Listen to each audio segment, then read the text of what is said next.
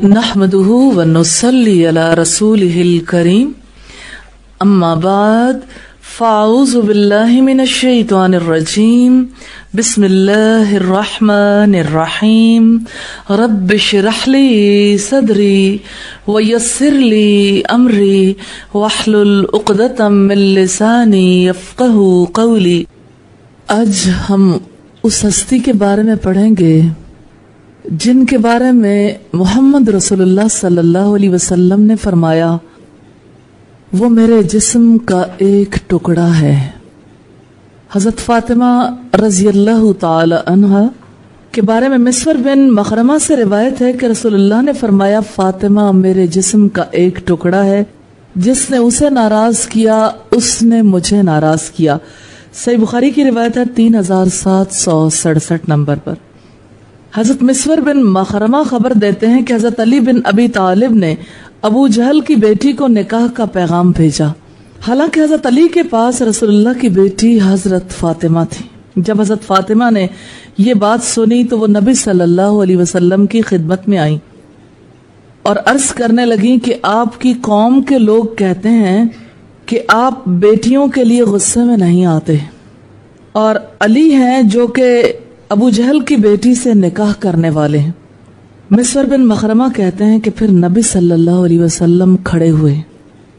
मैंने आपसे सुना जिस वक्त कि आपने तशहुद पढ़ा, फिर आपने फरमाया, अम्मा बाद मैंने अबुल आस बिन रबी से अपनी बेटी ज़ैनब का निकाह कर दिया। उसने मुझसे जो बात बयान की सच बात बयान की, और फातिमा मोहम्मद की बेटी मेरे जिगर का टुकड़ा है, और मैं इस बात को नापसंद समझता हूँ कि लोग उसके दीन पर कोई आफत लाएं। अल्लाह की कसम, अल्लाह के रसूल की बेटी और अल्लाह के दुश्मन की बेटी कभी एक आदमी के पास इकट्ठी नहीं होंगी। रावी कहते हैं कि हजरत अली ने जब आपकी बात सुनी तो निकाह का पैगाम छोड़ दिया। सही मुस्लिम की रिवायत है 6310 और 312 नंबर पर। इससे हमें खास बातें पता चलती हैं। एक तो ये कि हजरत फातिमा का अंदाज़े गुफ्तगू कितना खूबसूरत है। कहती हैं कि लोग कहते हैं कि आप बेटियों के बारे में गुस्से में नहीं आते। पहली बात हजरत अली के बारे में नहीं बताई, पहले माइंड सेटिंग की। ये उनका शऊर है, गुफ्तगू करने का ढंग है कि बात किस तरह करनी चाहिए। दूसरी बात नबी सल्लल्लाहु अलैहि वसल्लम की, आप सल्लल्लाहु अलैहि वसल्लम ने वाज़े किया, बात यह नहीं कि आपने ज्यादा निकाह किए तो आप इस निकाह की इजाजत हजरत अली को नहीं देना चाहते थे। अल्लाह के रसूल सल्लल्लाहु अलैहि वसल्लम आदिल थे, इंसाफ वाले थे, लेकिन बात जो आपने कही वो इतनी कारी है, इतनी जबरदस्त दलील है कि अल्लाह के रसूल की बेटी और अल्लाह के दुश्मन की बेटी दोनों एक आदमी के निकाह में इकट्ठी नहीं हो सकते। यानी इससे बड़ा फितना फसाद खड़ा हो जाएगा, जिससे आप सल्लल्लाहु अलैहि वसल्लम ने आगाह किया और हजरत अली ने फिर इस पैगाम को छोड़ दिया, यानी इसके बाद निकाह का इरादा तर्क कर दिया। हजरत अली ने बयान किया कि फातिमा ने नबी करीम सल्लल्लाहु अलैहि वसल्लम से चक्की पीसने की तकलीफ की शिकायत की। इसके बाद रसूलुल्लाह के पास कैदी हजरत फातिमा आपके पास आई, लेकिन आप मौजूद नहीं थे। ये रिवायत जो है हम पहले पढ़ चुके। इसमें नबी सल्लल्लाहु अलैहि वसल्लम की जो तलकीन है वो ये कि क्या तुम्हें इससे अच्छी बात ना बताऊं जब तुम सोने के लिए बिस्तर पर लेटो। 34 मरतबा अल्लाहु अकबर, 33 मरतबा सुब्हान अल्लाह और 33 मरतबा अल्हम्दुलिल्लाह पढ़ लिया करो। ये अमल तुम्हारे लिए किसी भी खादिम से बेहतर है। सही बुखारी की रिवायत है 3705, जिससे हमें पता चलता है कि आप सल्लल्लाहु अलैहि वसल्लम का अपनी बेटी और दामाद के साथ कैसा ताल्लुक था। लोग दामाद के साथ ज्यादा फ्रैंक नहीं होते, रिजर्व रहते हैं, ज्यादा आर्टिफिशियली इज्जत करते हैं ताकि बेटी का घर बसा रहे। नबी सल्लल्लाहु अलैहि वसल्लम का बड़ा नेचुरल ताल्लुक है। आप जाते हैं, फातिमा और अली दोनों लेटे हुए हैं, आप दरमियान में जाके बैठ जाते हैं। ये एक ही मकाम है। ये आप सल्लल्लाहु अलैहि वसल्लम की मोहब्बत है, बड़ी फितरी नौइयत की। और हकीकत यह है कि दामाद के साथ ये ताल्लुक जो है, ससुर का ताल्लुक, बहुत सारी जो उलझने हैं, बहुत सारे जो कम्युनिकेशन गैप की वजह से मसाइल पैदा होते हैं, उन मसाइल को खत्म कर देता। ये रिश्ता इस नौइयत का है। इस रिश्ते में जो गैप आता है ना, उसकी वजह से बहुत सारे मसाइल पैदा हो जाते हैं। اور عام طور پر لڑکیوں کو بہت کچھ فیس کرنا پڑتا ہے. زیادہ سے زیادہ ہماری سوسائٹی میں شوہر سے داماد سے باتیں چھپانے کا معاملہ ہوتا ہے اور ایک ریزرو قسم کا تعلق ہوتا ہے. ہر کوئی ڈرتا پھرتا ہے کہیں کچھ ہو نہ جائے. اس لیے آپ صلی اللہ علیہ وسلم کو اس معاملے میں بھی اسوہ بنانا چاہیے. آپ نے فرمایا جو چیز فاطمہ کو پریشان کرتی ہے وہ مجھے بھی پریشان کرتی ہے. حضرت مسور بن مخرمہ فرماتے ہیں میں نے نبی اکرم صلی اللہ علیہ وسلم سے سنا آپ نے ممبر پر ارشاد فرمایا ہشام بن مغیرہ کے بیٹوں نے اپنی بیٹی کا علی سے نکاح کرنے کی مجھ سے اجازت طلب کی ہے. سن لو میں اس کی اجازت نہیں دوں گا، پھر کہتا ہوں میں اس کی اجازت نہیں دوں گا، پھر اجازت نہیں دوں گا. ہاں اگر علی نکاح کرنا چاہتا ہے تو میری بیٹی کو طلاق دے دے اور ان کی بیٹی سے نکاح کر لے. فاطمہ میرے جگر کا گوشہ ہے، جو چیز اسے پریشان کرتی ہے وہی مجھے پریشان کرتی ہے، اور جس چیز سے اسے تکلیف پہنچتی ہے اس سے مجھے بھی تکلیف پہنچتی ہے. ترمذی کی روایت ہے 3867 نمبر پر. اس حوالے سے بھی کچھ مسکنسیپشنز کو دور کر لینا چاہیے. عام طور پر والدین اپنی بیٹی کے ساتھ جو تعلق ہوتا ہے خونی رشتے کی وجہ سے بیٹی کے درد کو زیادہ محسوس کرتے ہیں. نبی صلی اللہ علیہ وسلم نے جس درد کو محسوس کیا حضرت فاطمہ بھی اسی اینڈ پر تھی. حضرت فاطمہ کا بھی نقطہ نظر یہی تھا کہ ایک ایسی خاتون اگر اس گھر میں آتی جو اللہ کے رسول صلی اللہ علیہ وسلم کے دشمن کی بیٹی ہے تو اس کی وجہ سے حالات زیادہ خراب ہو جائیں گے، اس کی وجہ سے کاشانہ نبوت پر اثر پڑے گا. اسی وجہ سے آپ نے فرمایا جو چیز فاطمہ کو پریشان کرتی ہے وہ مجھے بھی پریشان کرتی ہے. لیکن ہمارے دور کے لوگ یہ سوچتے ہیں کہ بچوں کی جائز ناجائز خواہشات اسی وجہ سے پوری کر دیں کہ کہیں وہ پریشان نہ ہو جائیں. تو اللہ کے رسول صلی اللہ علیہ وسلم اپنے بچوں کے ہاتھوں میں کھلونا نہیں تھے، بچوں کو گائیڈ کرتے تھے. اور حضرت فاطمہ کی ذات رسول اللہ کی تربیت کا بہترین نمونہ. حضرت فاطمہ دنیا کی طرف دیکھنے کی بجائے رب کی طرف نظریں لگائے رکھتی تھیں.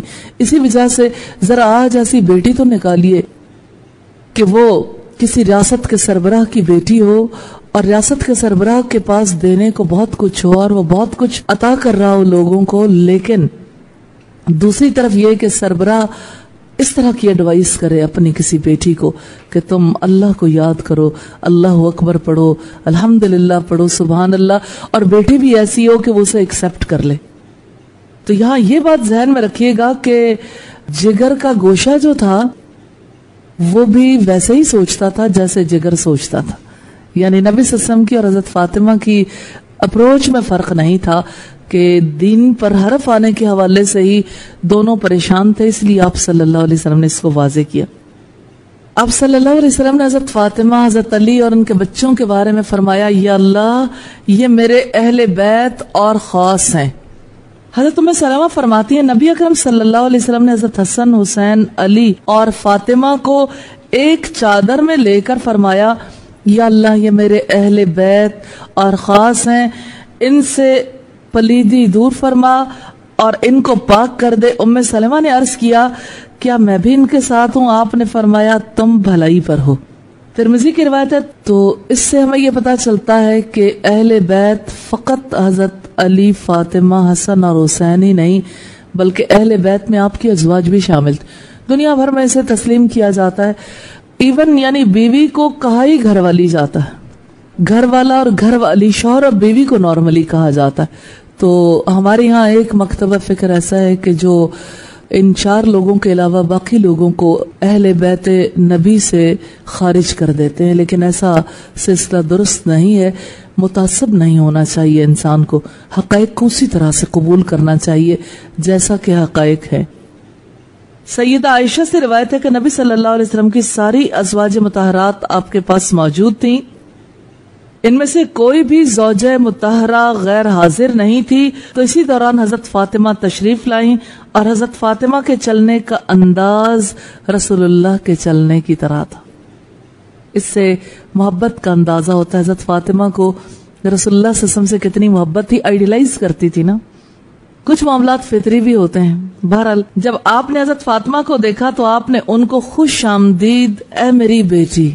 آپ صلی اللہ علیہ وسلم نے انہیں مرحبا کہا، مرحبا یا بنتی، یہ الفاظ ہیں رسول اللہ صلی اللہ علیہ وسلم کے. پھر آپ نے حضرت فاطمہ کو اپنی دائیں یا بائیں طرف بٹھا لیا. پھر آپ نے حضرت فاطمہ کے کان میں خاموشی سے کوئی بات بتائی تو وہ سخت رونے لگیں. جب آپ نے حضرت فاطمہ کا یہ حال دیکھا تو پھر دوبارہ آپ نے ان کے کان میں کچھ فرمایا تو وہ ہنس پڑیں. سیدہ عائشہ فرماتی ہیں کہ پھر جب رسول اللہ کھڑے ہوئے تو میں نے ان سے پوچھا کہ رسول اللہ نے تم سے کیا فرمایا؟ حضرت فاطمہ کہنے لگی میں رسول اللہ کا راز فاش نہیں کروں گی.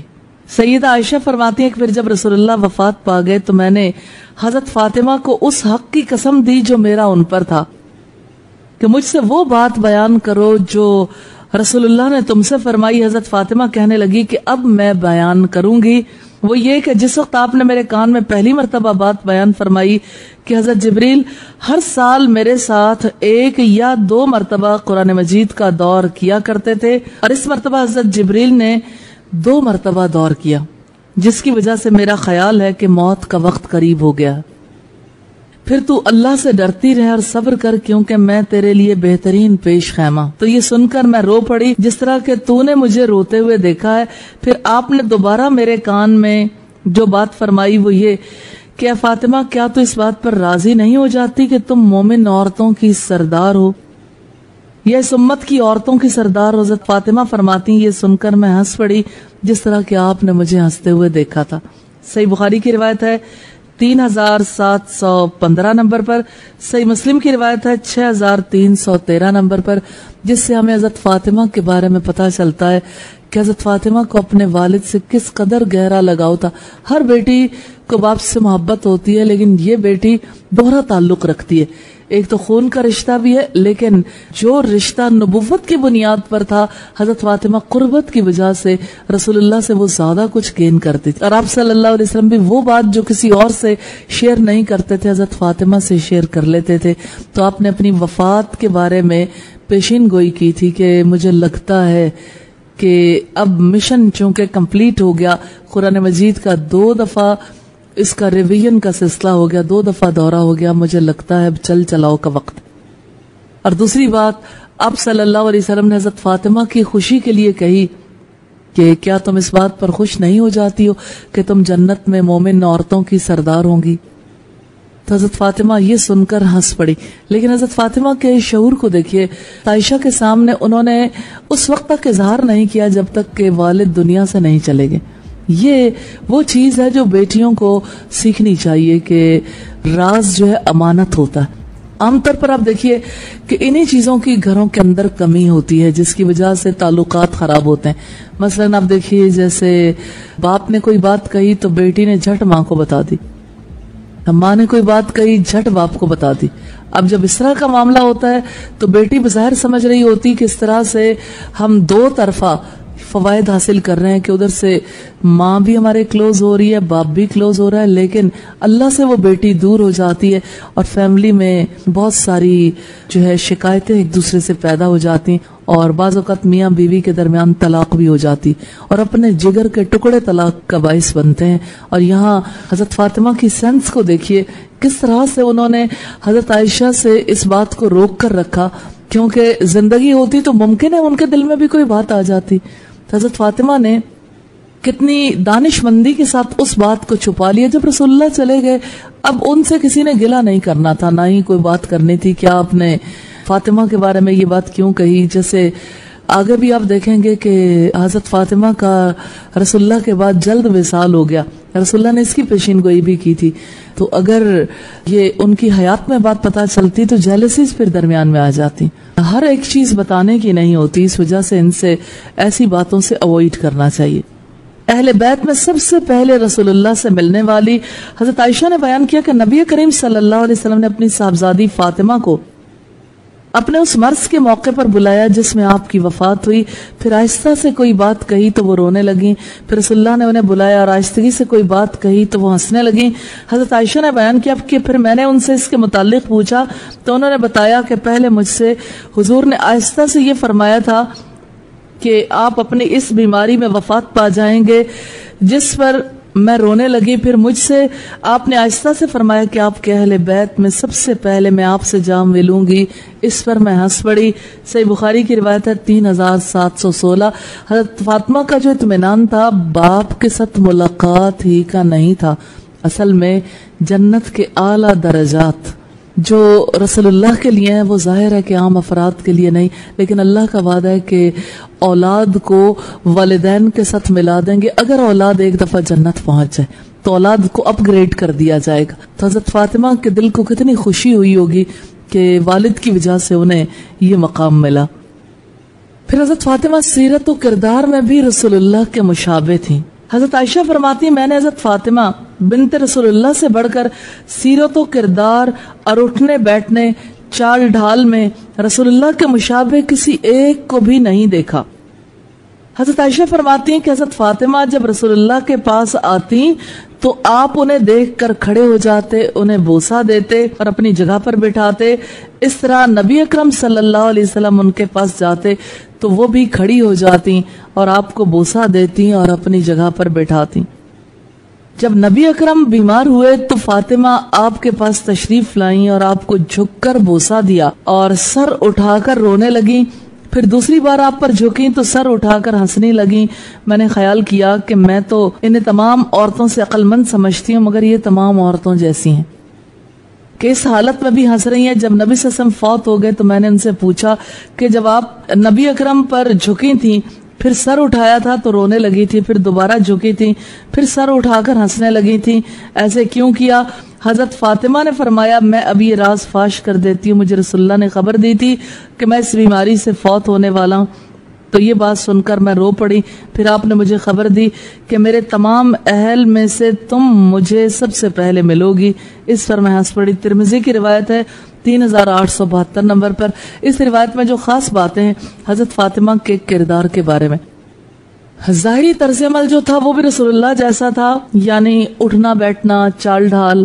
اس سے ہمیں یہ پتا چلتا ہے کہ نبی صلی اللہ علیہ وسلم کی بیٹی بھی آپ کی کس قدر اتباع کرتی تھی کہ جیسا باپ کا طرز عمل ہے ویسا ہی اختیار کر کے رب کی رضا حاصل کی جا سکتی.